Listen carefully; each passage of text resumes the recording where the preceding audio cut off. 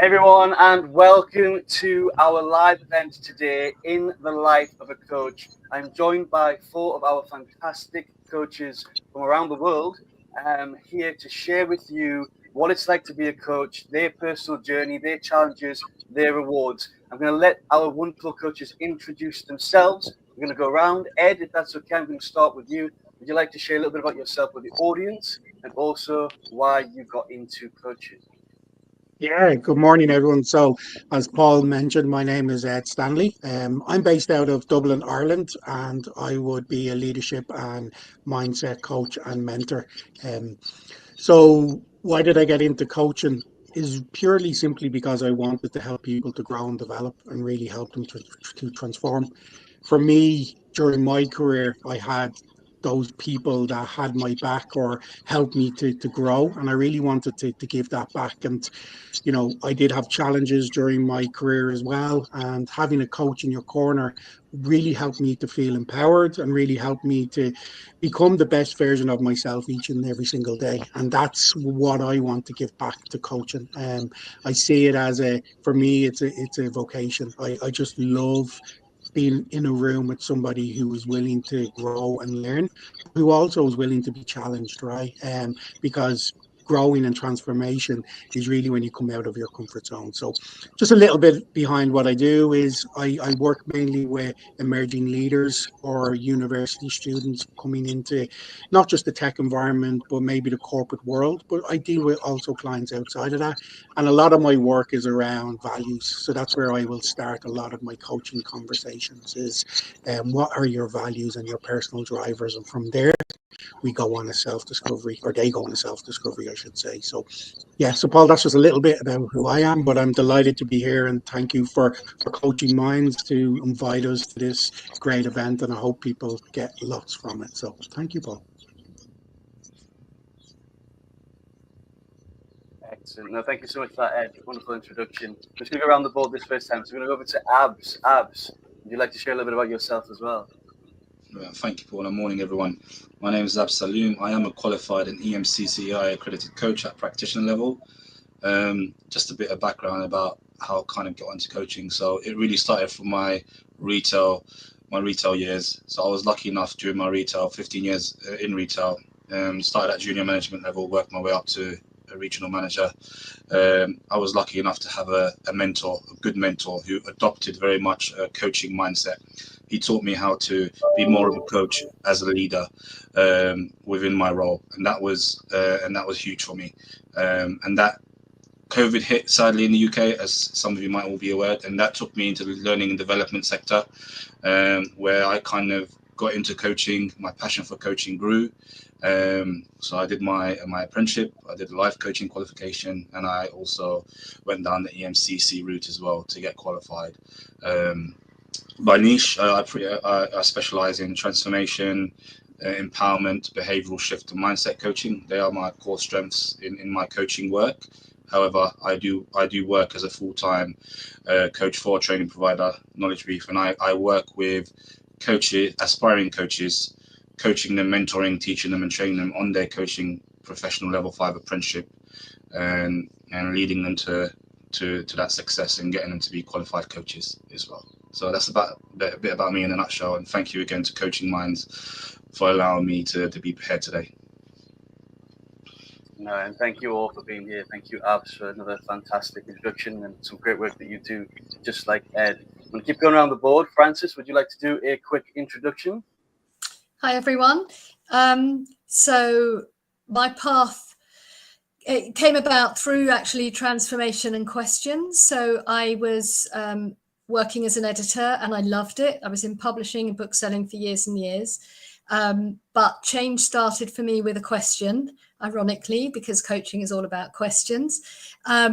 Someone who I hadn't had any contact with for about 40 years got in touch out of the blue and said, "How are you? Have you been happy?" And I thought to myself, actually, do you know what? Things could have been different. And that set in train a whole load of changes. I actually ended a very long-term relationship because I realized it wasn't really working for either of us. And that involved obviously moving out of the house, relocating. And then another question. I was talking to a friend and I said, you know what, like this publishing and the editing, it's just not really doing it for me anymore. It's lost its meaning. And she said, did you ever think about being a coach? You'd be a great coach. And it was such a light bulb moment, because I've always enjoyed talking to people, helping them informally. I've taken courses in psychology, and it was a real aha moment of the type you can sometimes get in coaching. So I started training with Coaching Minds, and it's been amazing, not only giving me coach skills to help coach people, but skills to change myself. It's really had a profound effect on me. So I haven't qualified yet, but I'm nearly there, and really looking forward to fully launching myself as an accredited coach. Excellent. Thank you for another wonderful introduction, Frances. And we're going to shift from the UK and Ireland. We're going to go over to Dubai. Last but not least, Joyce Loy, would you like to share a little bit about your coaching and why you got into coaching as well? Thank you so much, Paul. So yeah, I'm Joyce Loy, better known also as the Dare to Glow coach. So a little bit about where I come from. I come from Uganda, the Pearl of Africa. I've been living in Dubai for the past 10 years now. I made 10 years this year. And for me, my journey to basically being a coach started from home. Moving from home and moving here, there was a lot of people really doubting where I was heading. And it got me in a situation where I told myself, you know what, I think I can be what I want to be. And with all the limiting beliefs that happened along the way, I had people who were guiding me through. One of them is my prominent mentor, who is from Kenya. And he's called Eric. And he told me, I know one thing that is for sure is if you believe something can be done, it can be done. So for me, that got me in a situation where I told myself, if I dare myself to leave the country and move to the UAE, that means I can be anything I want to be. So with so much that happened, I moved here 10 years ago. I started my journey from sales. It's a whole long story, but I'll not go into it. But I started from sales and got into education because I'm a qualified teacher. And while I was doing or being a teacher, I also learned that one thing I love doing is support others. I loved supporting people and seeing people go through situations of they can't to can. And for me, that's where I went into being certified as an ICF coach, a career coach, and certified with EMCC, with Coaching Mind. And for me, that's where my journey started into being a Dare to Glow coach, into daring other people become a better version of themselves. Now, the other thing the other question is people that I work with. I basically love working with people who are stuck. Like I was stuck. I could say I was stuck in Uganda, but I dared myself to move to the UAE. And I love working with people who feel like they're stuck because they are basically not even stuck. They just feel like they are. So I work with any individual in that situation, especially in the career, wanting to move from one career to another. The other people that I work with also are students who are leaving universities. I mentor them. And then part of my coaching also, I do mindset coaching. So I also work with people who are shifting through their mindsets. That is through I can to I can't, through their comfort zones, even stretching through. I keep saying it's not about even getting out of the comfort zone, but stretching through that comfort zone. So the other thing that I do also, I do soft skills. I'm a soft skill facilitator. So I love basically empowering people to use their soft skills. And that's a little bit about me. Yes. Thank you, Paul. Excellent. Thank you so much for that, Joyce. So we all do fantastic work, lots of excellent work, lots of different variations of how we apply coaching in our practice and how we support others. And the purpose of our webinar today, for everybody who's tuned in, so if you have any questions, please feel free to drop them in. If it's towards a specific panel member, write their name in the comment as well. We are here and open to answer any questions. The purpose of today is to share a little bit about what coaching is with people, what it feels like to be a coach, the rewards, the challenges. So my first question for everybody today is, what has been the most rewarding for you, either being coached by somebody else, but also as being a coach and helping other people. Abs, I'm going to go to you first, if that's okay. We'll get a bit of discussion on the rewards and benefits of coaching.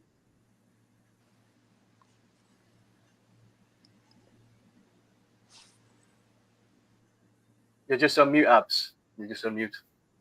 The magic trick that I do all the time. Apologies. Happens all the time. Apologies, Paul. Thank you. So what's been most rewarding to me is the opportunity to empower individuals, just to be able to take them on that journey. And it's no matter how small or big the goal is, or the challenge or obstacle or milestone they want to achieve. It's just when we get to that end goal and just seeing that growth, getting them through those transformational breakthroughs is just beautiful and wonderful, and it's just empowering. And that is just rewarding for me to be able to work with clients and work with individuals to get them on that journey, the empower path, and getting them to those transformational breakthroughs, no matter how small or big. It's just wonderful. And I love that, and that's what makes being a coach so wonderful and rewarding. It's just every time, that every experience. Yeah, and it's every client teaches you something new as well. When you work with individuals, you get to continue to hone your craft. You get to continue to refine, adapt, and grow as a coach as well. And for me, my kind of output on it is, you can never truly be an expert, because coaching is such a massive landscape, and there's always opportunities for you to grow and do more, and to be the best version of yourself, but also be there, present, and get others to help others to be the best version of themselves as well. And that's it in a nutshell, really, Paul. I know what you're saying, Abs, because the thing that's been a revelation for me is it's almost like magic. I know that sounds quite extreme, but there is something in the process that is really magical. And at the beginning, when I started the training, I thought, well, how can this work? And what if I don't come up with that kind of killer question?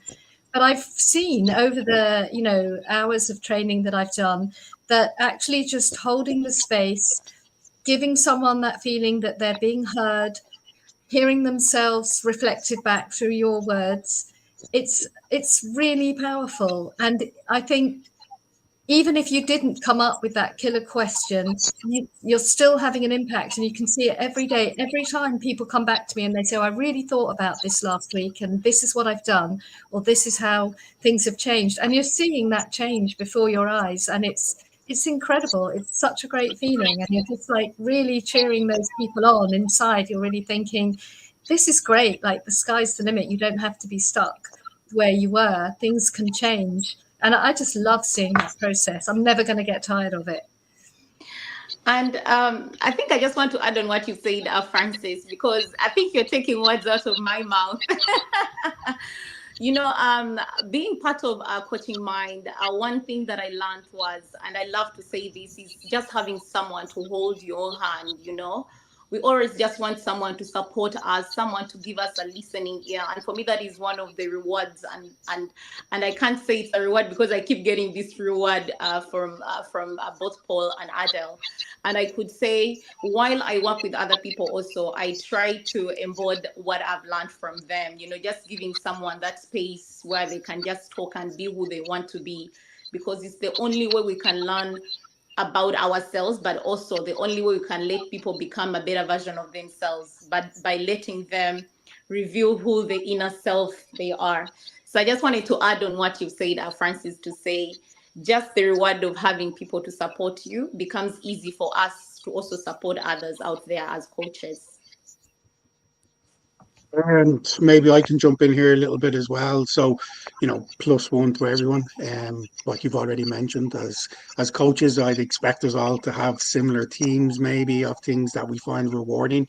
But for me, as an individual, what was the biggest kind of light bulb moment or breakthrough was just holding that safe space. Somebody holding that safe space for me, right? Allowing me to step into it and allowing me to work through some of my thoughts, but not giving me the answer. And that was key, right? I've worked for 23 years in the corporate world, and for the last 10 years, I've worked in senior management and leadership roles. And a lot of times there's an expectation that you have the solution, so you can automatically move to that mindset, right? But for me, what coaching is really that authentic version of yourself, where you bring your challenges, you bring your wins, you bring your vulnerabilities, and you create a space just looks like for you. And I suppose one of the biggest learnings I've had over the last maybe 15, 20 years on this journey is that success looks very different for everybody. And we shouldn't be, defining success as a, maybe societal way of looking at it, because everyone has different challenges, different opportunities. And for me, just seeing them putting one step in front of the other and taking that action to become that best version of themselves. And that's what keeps me in this industry, keeps me passionate. And Ab said something as well. I don't think you'll ever stop learning. And the day that I stop learning is probably the day I stop coaching, because every single day I learn. And I know, Francis, you brought a lot to the coaching community, Coaching Minds community, I should say, with our book club. But books are a great resource for me, but they're just a knowledge, right? They just give me, I'm big into visualizations, and I always say this to people that I work with is, knowledge is just like a buffet at a breakfast in a hotel. All the options are laid out there, but people will pick different options that suits their needs, right? So that's the way I look at coaching. I try to keep it very, obviously I'm there to provide a structure and provide a framework, but I want people to lean into what is the challenges, what are their opportunities, to always have that balance in mind, because through transformation or through career transitions, it's not always going to be challenges. There's always going to be celebrations, and vice versa. If you're doing something that you're really passionate about, it's not always going to be celebrations. There's going to be challenges, right? So we just need to keep that balance in mind. Excellent. No, thank you, everybody. Lots of similar themes across what everybody's sharing in terms of the rewards and benefits of a coach. And I just want to take out two themes that I picked up upon, just for anybody who's new to coaching and hasn't experienced coaching before, doesn't know what coaching is. Going back to what Abs and Francis was sharing about that space, how valuable we are just to be there for the client.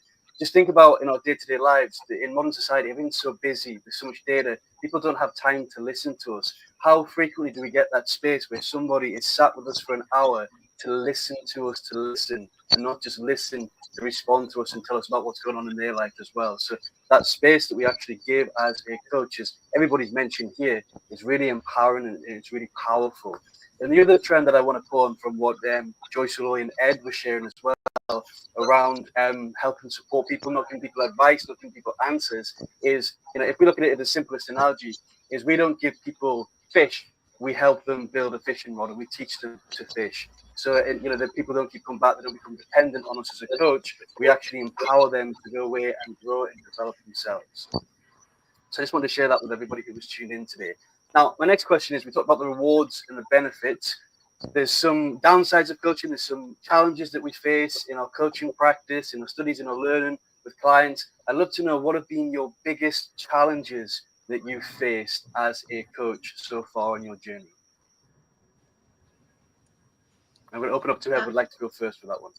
Okay, I'll go fast because I think this is a shared one, the desire for quick results. I've worked with people, and to be honest, until they get to understand what coaching is, because I've realized, even personally, before getting to learn what coaching was, or even getting into being a real coach, I just thought coaching, someone can just coach you through something, they can give you answers. But until I got into being certified as a coach, then I realized that, you know what, I have to do the work. So one of the challenges that I face as a coach, and I've seen that happen a lot to all the other coaches that I'm in communities with, is that quick result, that you work with people who just want results immediately, until you make the person understand that, you know what, I'm going to guide you, I'm going to support you, I'm not giving you answers because you have to do the inner work, is when they actually become grateful to what coaching is. So for me, that is one of the challenges I face. And I don't know if anyone can jump on that, or they've faced that before also, but it's something that happens a lot. I'll jump in to kind of second what you've mentioned, Joyce. I think two things for me in terms of the biggest challenges. The first thing is obviously when I came into this space about 5-6 years ago, it is very much breaking the mold from mentoring to coaching, because in our careers, you know, we consciously mentor a lot. You know, we are there to, when someone's struggling, we want to, you know, be there for that person and help them come out of that space. And mentoring is just something I'm sure you've all experienced this. It's very hard to kind of break the mold early on, but till you get into coaching and really understand the powers and effects of it, and what it can do for individuals, and how it can really transform them in ways that's just so rewarding, you really start to break the mold and start to shift from that mentoring hat and start to really put that coaching hat on and start to understand that the coaching is just more about, you know, what people perceive it to be. So coaching, again, is that psychological safety. You're giving people that time and space, whether you just sit there and just give that person's time just to speak, and you're just listening. It's listening to understand, as Paul mentioned. It's not listening to respond. You're there to kind of hear them. You're their reflective sounding board. You're their facilitating partner, their accountability partner. You're facilitating their thinking, and that's the beauty. And the list goes on in coaching. And the second thing is, me, you know, now I'm, you know, I class myself as a seasoned coach, is seeing the younger generation and aspiring coaches now coming into the space, that they want to learn at a pace. And with coaching, it's about just slowing down and taking your time. They might challenge you and say, I can learn theory in a day, I can learn it in half a day. But you can't really teach something in a day. It's, yes, we can teach it, we can train it, we can coach it, but it's about going away, digesting it. Is it right for you? Is it right for your clients? Is it going to support your growth as a coach? Does it align with your craft, your skill sets? And I think that's been an ongoing challenge over the last few years. It's really getting individuals just to really understand it's okay to slow down. Coaching it's a large landscape, and it's so rewarding, but you need to take away at a time, digest the learning, and see if it's right for you and right for your clients. And if it's not right for you, doesn't matter. Go in, you can refine your approach, adapt, and continue to grow. You know, there's thousands of theories, models, techniques, tools, strategies, methodologies out there, but you just got to make sure it's right for you, and be you as a coach, and don't try to be someone you're not. And I would say that they're my two biggest challenges, and I don't know if that resonates with the group here. Yeah, I can jump in there.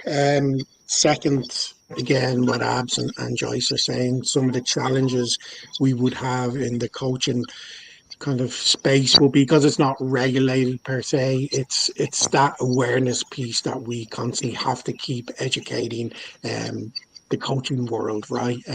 Because coaching is about helping somebody to transform. It's not, as what Joyce mentioned, giving them the answers. And sometimes when people have that mindset, it's like, well, if I'm going to a coach, I'll get the results and I'll be able to move forward. Okay. But it's not necessarily the case. A lot of times when I work with my clients, what they initially came for is not always what they leave with. It's the journey that they've gone through during the sessions, right? And I try to spread my sessions out over months rather than weeks, because I always advise you need to lean in to understand some of the things we talked about and go through that journey. Because if we talk about something today, it may not happen tomorrow, and you need to appreciate that space and allow yourself to go through that. So that's one thing. And then the other thing, kind of what Abs is touching on, and because I work with students, like sometimes I hear like, well, AI is quite prevalent now, so can I not just go in and type in what I need and I'll get back a framework? And of course you will, right? That will give you back a framework, but what you won't have is that connection, or that human connection with somebody who will hold you accountable, who will ask you challenging questions. Like coaching isn't necessarily just a comfortable space. I know Joyce mentioned this as well, and I love the way she worded, stretching you outside of your comfort zone. There is areas where we'll gravitate to the things that you work well on and kind of level up there, but we'll also highlight the things that maybe you're moving away from, or you're not leaning into, to kind of unearth those, to see where the opportunities are for those. So I always again go back to visualizations, is that, you know, anybody can give me a fitness book and I can read it, and knowledge is key, but the fitness book itself won't help me to get fit, right? I need to put one foot in front of the other. So that's the kind of analogy I'll bring to kind of my people when I speak to them in a coaching setting. And what's rewarding is just seeing people's journeys when they give themselves the time and they give themselves the permission to step into who they are without seeing it as being selfish. And that's what I hear a lot, is like, well, if I'm spending time on myself, it can be selfish because I have A, B, C, and D priority. But allowing yourself to space in this space is because you want to become the best version of yourself, right? And that best version of yourself will then be a ripple effect, and that will be a knock-on effect for your relationships, for your family, whatever that situation may be, right? So for me, being privileged and being invited into that space with that individual is so rewarding, and I don't take that for granted. Every client that comes my way, we always do a chemistry call, because I want to make sure we're aligned. I'm not in the coaching business just to get clients. I'm in the coaching business for people to transform. And it may be that I'm not the right coach for them, and I'd always signpost them to other great coaches that may be more kind of expertise or specialized in that area. And that's what I believe coaching is. And with Coaching Minds, I get that community and I get that value set that is really aligned with mine. So yeah, I just want to second everything Joyce and Absa said today. It just resonates so much. So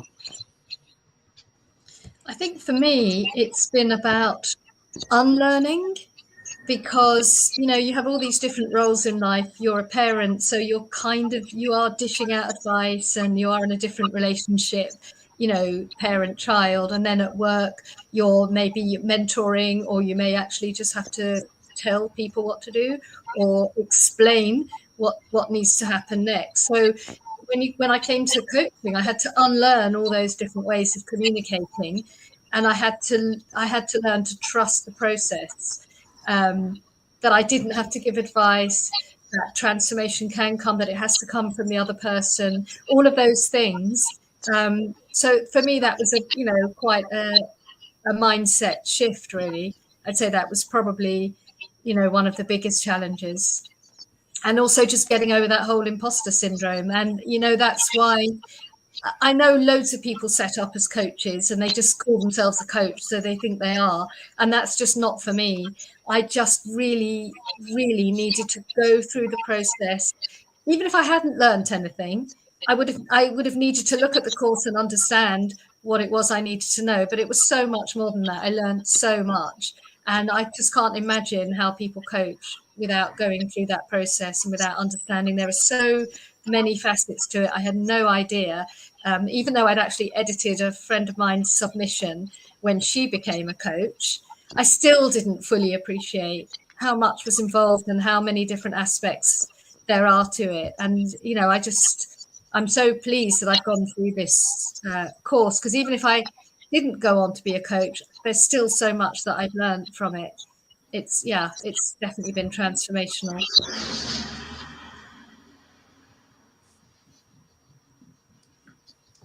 Wonderful. No, lots of great stuff there. Thank you for sharing all that. Lots of cool themes. Ed, I loved your analogy there about reading the fitness book. But reading it's not going to give us. We have to put in the work. We've got to put in the action, one step in front of the other. Francis, really good point there as well around unlearning. I think that's one of the biggest challenges we can face when we first get into the coaching profession, is stepping away from giving advice and actually holding a space and asking those curious questions. And I've just got a couple of questions coming. Adele spotted us in the comments box, a couple of questions there. I'm going to bring them in a little bit later, but just on this challenge question, one of the things we find in a lot of discussions I find myself in is around being your own boss, but also having to manage your own business by yourself. Have any of you come across any challenges with this? It's got a big reward inside, but have any of you kind of struggled with having to manage everything on your own? I think I'll say yes. It's a challenge, to be honest. I think last year, and for me, the challenge I've been having constantly or just recently from last year is building my course, you know, because basically when you do one-on-one coaching, it's amazing. But then I remember when Paul, you brought the suggestion for the AI rooms, I was super excited. I think I was one of those people who jumped on board for building my course. And where you come in and talk about the challenge for building our businesses is where I realized it wasn't easy. You know, I've been building it and I'm still building it. And I could say for me, it's been one of those challenges where I want to really put AI in my courses, but then I also want to really put in my mindset to really put me, so that when someone is going through my course, they feel like now this is the Dare to Glow coach. She is taking me through her own journey, like what she went through, though of course not the advising part. So I just want to say, to be honest, that has been one of my challenges as a person building a business, building my own course, and it's a work in progress. And like everyone has been saying, trust the process. I believe in trusting the process, and I'll get there. But I know one way or another, I'm still going to bounce back to Paul and Adele for that support as always.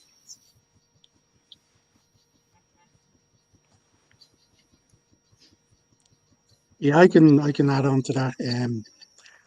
So yeah, plus one. I think when you step into something that you're passionate about and creating a business around coaching and mentoring, in my case, you sometimes forget the entrepreneurial side that comes with that as well, right? So you need to have your marketing. You need to make sure that you're relatable. And for me, I took a very conscious and intentional decision to just be my authentic self and build it organically on LinkedIn and other social media platforms. Because I do work full time outside of coaching, then I do have that kind of safety net, as they say. But I'm still all in on coaching. That I give at least 15 hours a week to help coaching, and 15 hours isn't 15 hours of coaching. It's probably 4 to 5 hours of coaching, and then the other 10 hours is a lot that people don't see in the background.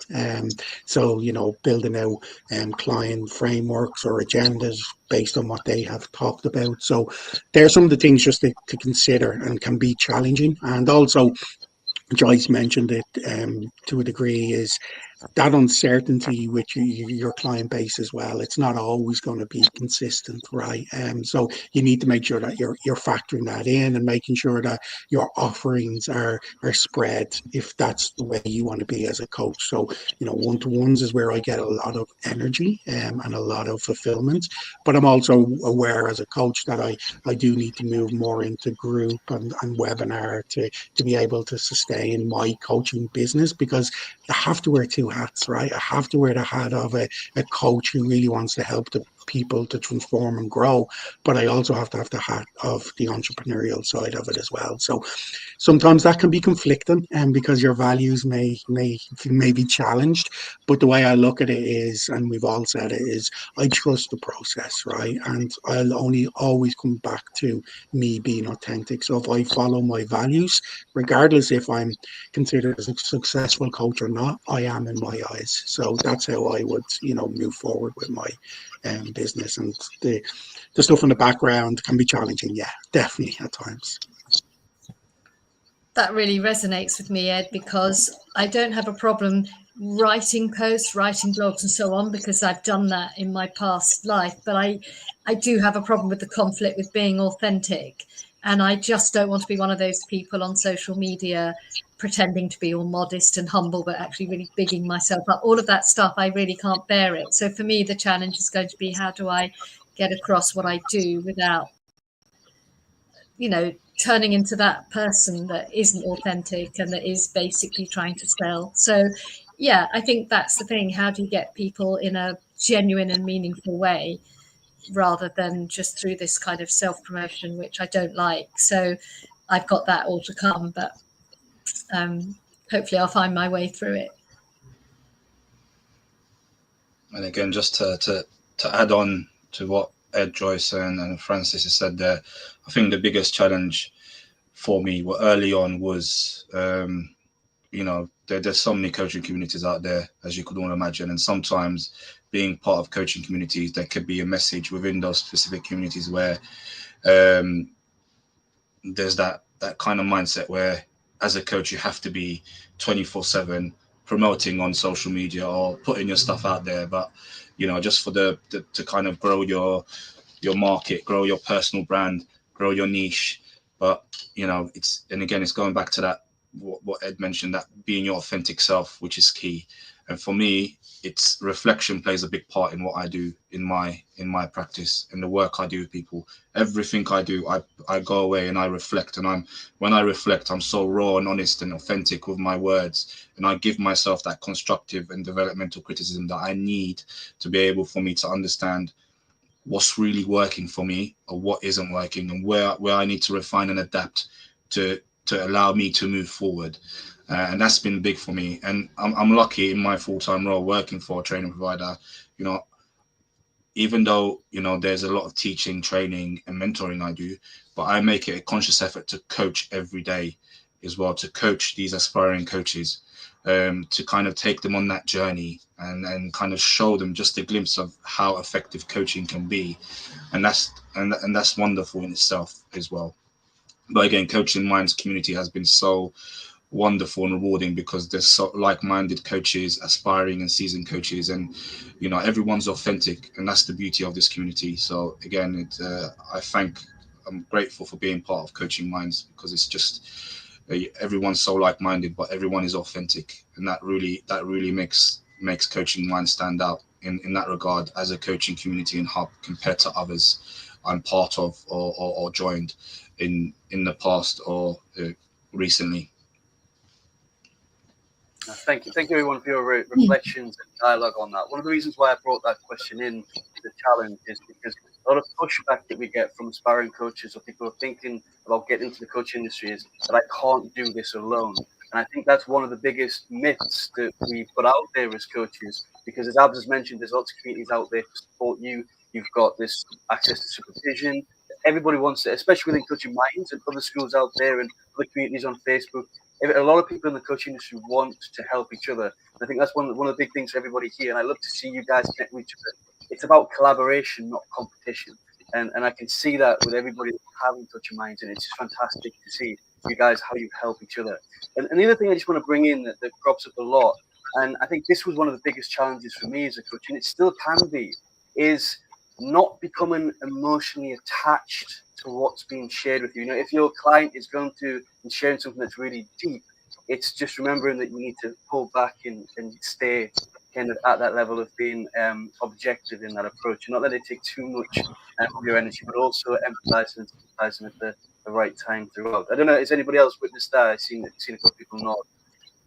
Yeah, Paul, can I share, just say again, a little nugget of a visualization that was shared with me and that I've adapted it, but exactly what you mentioned in there is being able to regulate your own emotions as well, and your own nervous system is key, right? I'm not sure if I mentioned, but my accreditation comes from the World Association Coaching of Neuroscience. So a lot of my coaching is underpinned by looking at your head, your heart, and your gut values. But I think what you mentioned there is key, and that can be very challenging. I worked in the non-profit area for over 2 years, working with people who were experiencing homelessness, and you'd hear a lot of things around trauma, etc. And it is very hard as a human being to disconnect, right? And you don't want to become a person where you just don't lean into those emotions either. It's about actually leaning into them. But for me, a great thing that helped me, a little tool, was that after each session, I had an imaginary umbrella, and I left it at the door when I walked out of the coaching room.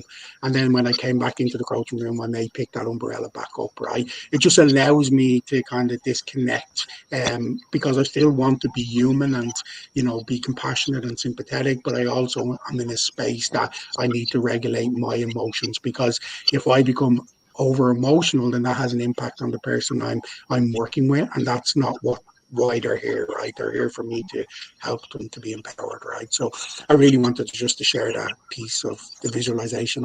I'm very much into visualizations because I need to have something relatable or tangible to work with. So that's an excellent piece of nugget there. Thank you for that. I think it just comes with practice. Now, Francis, I've seen you off mute. Is there something you would like to share as well in reflection on that? I was just thinking that actually when you're coaching, you enter a different space within yourself, because another kind of challenge that I've been thinking about recently is what happens when you get a client that you don't actually like. You fundamentally disagree maybe with some of the choices that they've made, or you can see how some of the situations that they've got themselves into are avoidable. And you have to put all of that aside. You're not there to judge. You are there to serve them and to help them find their way through this. But it can be challenging because you are going to come across clients who, for some reason, their values don't resonate with you. There are some where you feel like you are not the right person for them, and they would do better with a different coach. But I'm talking about the ones where it's still appropriate to coach them, but you can't get emotionally involved with them. And so I think that's also another kind of challenge, as well as Ed was saying, the very tough things that you hear. But I think it's just about being in a different space. You're not the same person when you're coaching as you are in everyday life. I don't mean that you're not being authentic, but you're using a different part of yourself, I think. And that, for me, that's how I'm dealing with it so far. I think I want to add on what Ed and actually what Francis has said. Sometimes I get this a lot where my family and my friends tell me, no, right now I just want you to be my sister. Don't be my coach. Because I'm in a situation where I'm like, you know the answers. I'm not giving you the answers. So I always get that a lot. And just to get back to the part where we sometimes say, you know what? I think when we get the people around us to get to understand what we do, it becomes easier for them to relate with us.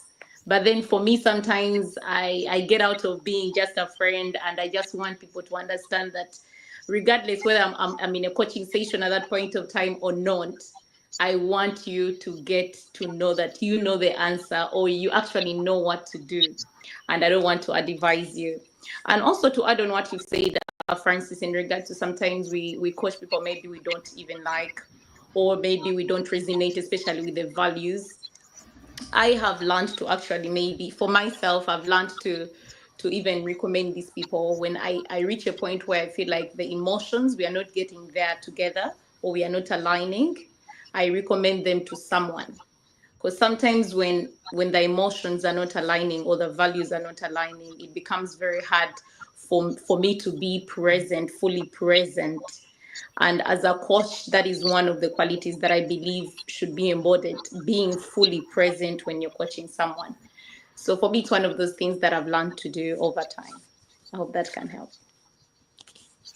I think to add there as well, to everyone, and I like your analogy, Ed, with the umbrella, leaving it in the space and picking it up. Really powerful there. Thank you for sharing. In coaching, in the coaching space, we build this relationship with our clients, with our learners, with these individuals, and every session, that trust, that rapport strengthens. And and I think, and this comes through practice. It's just knowing to be able as a coach to have that mental capacity to be able to manage your emotional landscape in every session you enter with these clients, accepting what they're sharing with you, thanking them, appreciating it, but also at the same time knowing that this stays within this space, and when we come away from this space, we have to leave it, like Ed mentioned, leaving the umbrella and picking it back up. And we know that when we return back to that space, whether we are to see them in a few weeks' time, we can revisit and kind of continue, where we left off, and explore different approaches, steps, options, etc. And again, that comes through time and practice. And again, and I think the key thing here is to truly be your authentic self as a coach. You've got to be able to be able to manage those boundaries, and it's really important because you don't want to fall down that route of where it starts to feel very much therapeutic or like a counseling session or on the verge of, you know, aspects of consulting. No, you need to be okay if that relationship with you and that client isn't working. You need to be okay to let it go, so you don't want it to impact your own energy as a coach and to affect your authenticity. And I think that's key. And through time, I've been able to accept that if I'm working with someone and if this is not, we're not gelling and it's impacting my energy levels as a coach and affecting me being the best version of myself and being my true self, then I'm okay with letting that go and recommending that individual to someone that may be better suited for them in that process. But again, it's being able to accept that. And so it's okay to let go sometimes, because you gotta think about yourself as a coach in this situation, because you don't want it to impact your energy, because you need to be the best version of yourself for these individuals, but as well you need to look after yourself to be that person. And I think that was a really wonderful discussion. Thank you for bringing that in, Francis. And I really love what you're summing up there, Abs, because sometimes it's not a clash of values. Sometimes it could be just something as simple as the client's just not committed to wanting to make change. And you can be having the same questions week in, week out, same discussions. They're promising to do this. Next week they haven't done it. I'm promising to do it next week. And that can get a little bit frustrating for us as coaches. So I think it's okay. The important point I want to note, it's okay for us to say no and set those boundaries. But I think we always need to reflect, going back to what you mentioned earlier on, Abs, I think we need to reflect and see if it's ourselves first. Is there a reason why I'm finding that I'm not gelling with this individual? Is there any unconscious bias that I might have towards this? You know, as coaches, we train and learn to become familiar with our unconscious bias, conscious of our unconscious biases. So we'll check ourselves first before we then go on to hand them over. But Abs really said there about the importance of boundaries. My internet cut off there. Apologies for that. It's dipped a little bit, but I'm hoping back now. So I'm just going to bring in some of the questions, and I have a final question for you guys, just for some tips for aspiring coaches. So Adele's put in the questions. If you are tuning in on the replay, and you've got any questions, please put them in the comments box. But Adele has asked, I don't know who would like to pick this up. She's asked, how do you as a coach keep your professional development growing?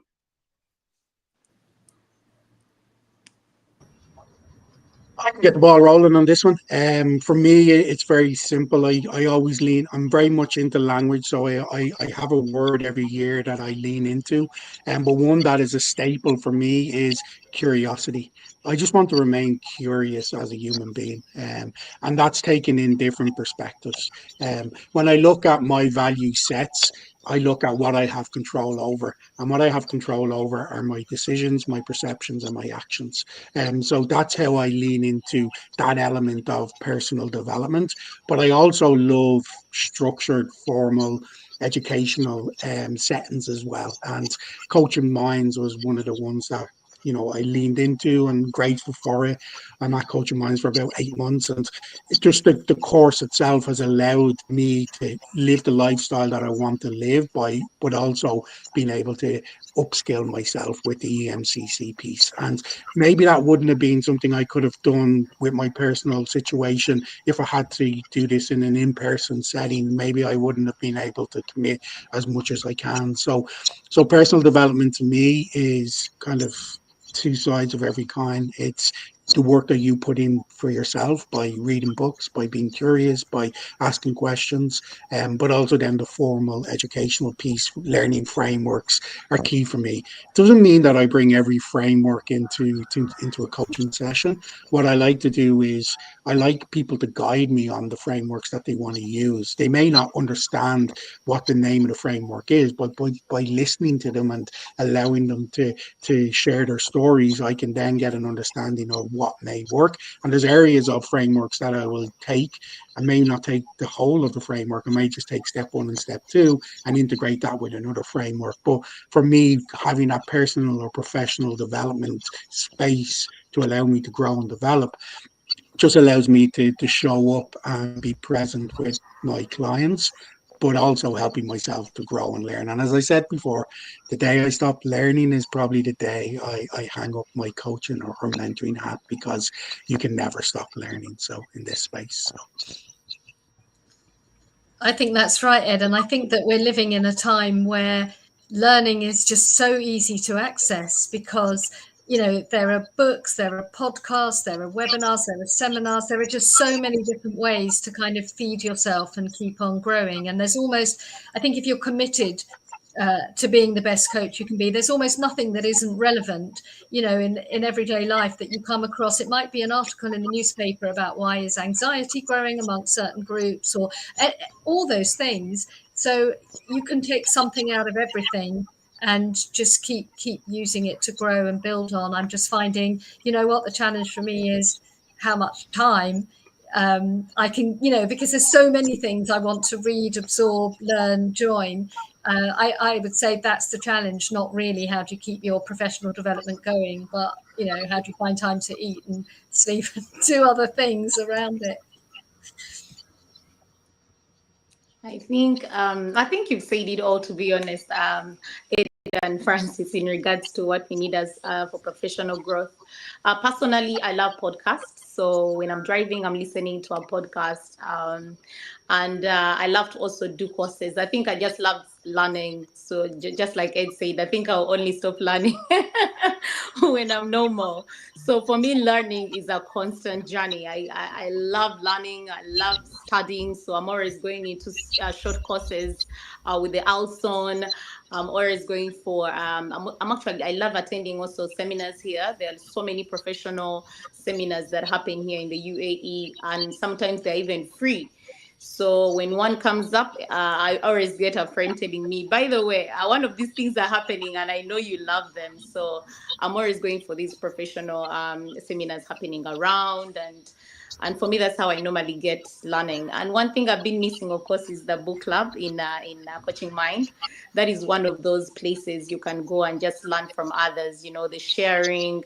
I love when we always we go and then you have to come back with what you've learned within the weeks and then have to share with others. So basically that is how I keep myself learning as a coach. Yeah.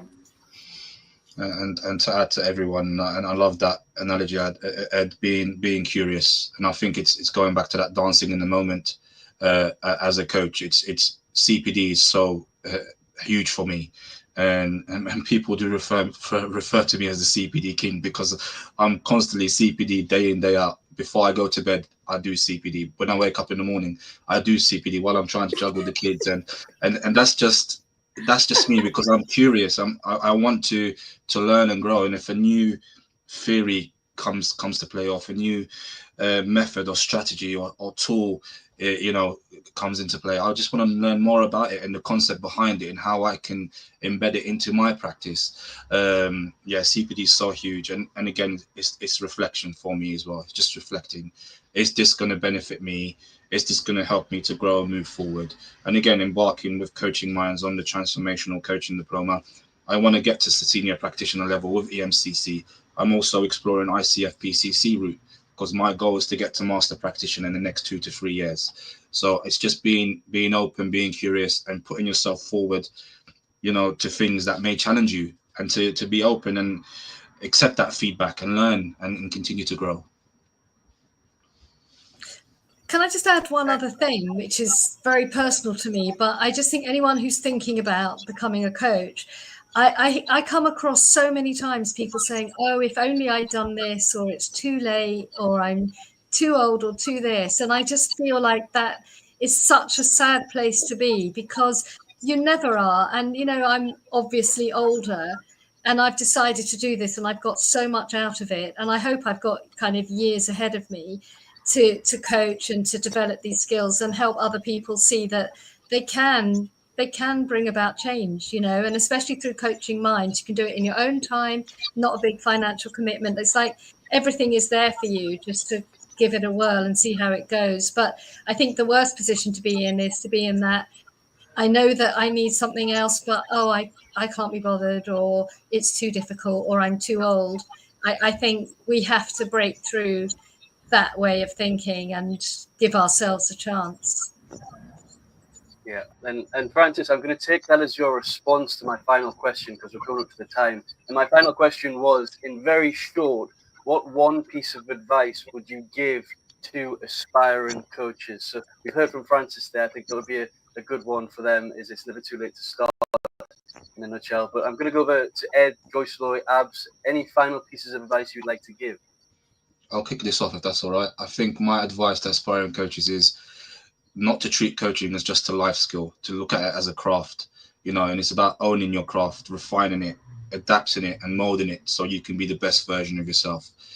Coaching is like a superpower waiting to flourish. And the more you continue to develop, reflect and hone and adapt what you're doing and breaking that mold, it will truly, you know, set you on that road to empowerment. And again, you can do it at any stage of your life. Coaching is a powerful gift to have. And it's about you owning it and truly being the best version of yourself and the coach you want to be. Yeah, for me, I'll keep it quite simple. I would say turn down the volume on your inner critic and turn up the volume on your inner coach, and just go for it. And the rewards itself will be enough, and will keep you fulfilled and, you know, really enjoy that journey, because it's been life changing for me. And I want to resonate with what Francis also mentioned. You know, maybe times in my journey, I was like, am I too old for this? Am I, you know, am I starting over again when I've got to a certain level? But again, I love what Ab says, and it's something I continuously do, is around journaling, but is around reflection and allowing myself to be self-compassionate with myself. Because that inner critic can sometimes take over and say, you know, I can't, which choice perfect language you use, like I can't do this, or I'm too old, or, you know, I can't start over. And these are all myths and all lies that have been told to us. So for me, turn up your inner coach and go for it. Wow. I think I'm going to wrap up mine with adding with what Francis has said, Ed, and basically Abs, by saying that as a coach, if you're getting into coaching, believe that coaching isn't about speed. It's about the consistency. It's about you keep trying. And why I say it's not about speed is always reflect. Like I've said, reflect. Take a step back. I do that a lot, and people say you disappeared, but I was taking a step back to just reflect, get back to myself, avoid the burnout. And Ed, I'm going to take that you said, basically put an umbrella on the door, get out and pick it up. You know, I think that will help me also not go into so many emotions. So I take a step back, and I really believe it works for us as coaches when we always take our time to reflect and get back to who we are, truly who we are. It helps us to keep thriving in everything that we do. And sometimes when I say thrive, I don't mean that you're thriving in whatever you're doing. You are accepting to thrive in when you're surviving. So that is what I want to leave for anyone who is getting into coaching. Excellent. And Francis, I was just messing around, but you read my mind. So if there is any final words you do want to give, please feel free to share. No, I'm good. I'm good. Excellent. Now, I just want to say thank you to everybody who's tuned in, everybody who's watching the replay, and a bigger thank you to Ed, Abs, Joyce, Loy, and Francis for your time today. I know you're very busy. You've got a lot of projects, a lot of studies, a lot of CPD, a lot of challenges. So you're doing a lot of great work. So thank you so much for your time today. Really appreciate this space. If anybody does have any questions, please just drop them in the comments box, and our fantastic coaches will get back to you. Have a wonderful rest of your weekend. I look forward to connecting with you all very, very soon. Thank you, guys. Thank you. Thank you. Have a great weekend. Take care. Bye. Thanks. Bye.